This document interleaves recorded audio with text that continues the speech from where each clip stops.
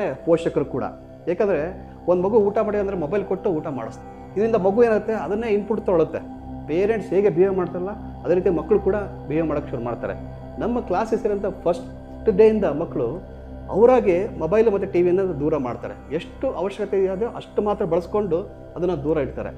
ಈ ಪ್ರಸ್ತುತ ಜೀವನದಲ್ಲಿ ಈ ವಿದ್ಯೆ ಯಾಕಿಷ್ಟು ಮಹತ್ವ ಪಡೆದಿದೆ ಅಂತಂದರೆ, ಈಗ ನಾವೆಲ್ಲ ಸಾಮಾಜಿಕ ನೋಡ್ತೀವಿ, ಟಿ ವಿ ಮತ್ತು ಮೊಬೈಲ್ಗಳಲ್ಲಿ ಮಕ್ಕಳು ತುಂಬ ಇನ್ವಾಲ್ವ್ ಆಗ್ತಾರೆ ಮತ್ತು ಡಿಸ್ಟ್ರಾಕ್ಟ್ ಆಗೋದು ಕೂಡ ಆ ಮೊಬೈಲ್ ಮತ್ತು ಟಿ ವಿಯಿಂದ. ಏನಕ್ಕೆ ಅಂತಂದರೆ ಮೋಸ್ಟ್ ಆಫ್ ಎನರ್ಜಿ ಖರ್ಚಾಗಿದೆ ಕಣ್ಣಿಂದ. ಅದರಿಂದಾಗಿ ತುಂಬ ಸ್ಟ್ರೈನ್ ಆಗುತ್ತೆ. ನಾವು ಏನೂ ಕೆಲಸ ಮಾಡದಿದ್ದರೆ ಕಣ್ಣು ಬಿಟ್ಕೊಂಡು ಸುಮ್ಮನೆ ಕೂತ್ಕೊಂಡಿದ್ರು ಕೂಡ ಎನರ್ಜಿ ಖರ್ಚಾಗ್ತಾನೆ ಇರುತ್ತೆ. ಹೇಗೆ ಒಂದು ಟಿ ವಿ ಆನ್ ಮಾಡಿಬಿಟ್ರು ಏನು ನಾವು ನೋಡಿದ್ರು ಕೂಡ ಹೆಂಗೆ ಪವರ್ ಕನ್ಸಂಪ್ಷನ್ ಆಗ್ತಿರೋ ಹಾಗೆ ದೇಹದಿಂದ ಕಣ್ಣಿನ ಮೂಲಕ ಎನರ್ಜಿ ಖರ್ಚಾಗ್ತಾ ಇರುತ್ತೆ. ಅದೇ ರೀತಿ ಪೋಷಕರು ಕೂಡ ಒಂದು ಮಗು ಊಟ ಮಾಡಲಿಲ್ಲ ಅಂದರೆ ಆ ಮೊಬೈಲ್ ಕೊಟ್ಟು ವಿಡಿಯೋ ಹಾಕಿ ಊಟ ಮಾಡಿಸೋಂಥ ಪರಿಸ್ಥಿತಿ ನಾವು ನೋಡಿದ್ದೀವಿ. ಅದರಿಂದಾಗಿ ನಾವು ಈ ಪದ್ಧತಿಯನ್ನು ಬದಲಾಯಿಸಬೇಕು. ನಮ್ಮ ಗುರುಕುಲ ಪದ್ಧತಿ ಮೂಲಕ ಈ ಮಕ್ಕಳು ವಿದ್ಯೆ ಕಲಿತಾ ಹೋಗ್ತಾರೆ. ಆ ವಿದ್ಯೆನ ನಿಮಗೆ ಪ್ರಸ್ತುತಪಡಿಸಲು ಇಷ್ಟಪಡ್ತೀನಿ. ಈ ಕಾರ್ಯಕ್ರಮಕ್ಕೆ ಹೀಗೆ ನಮ್ಮ ಪ್ರೀತಿಯ ಮಕ್ಕಳನ್ನು ಆಹ್ವಾನಿಸ್ತಿದ್ದೀನಿ. ಬನ್ನಿ ಮಕ್ಕಳೇ,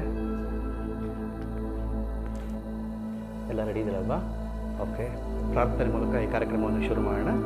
ಓಕೆ, ನಮಸ್ಕಾರ ಸ್ಥಿತಿ.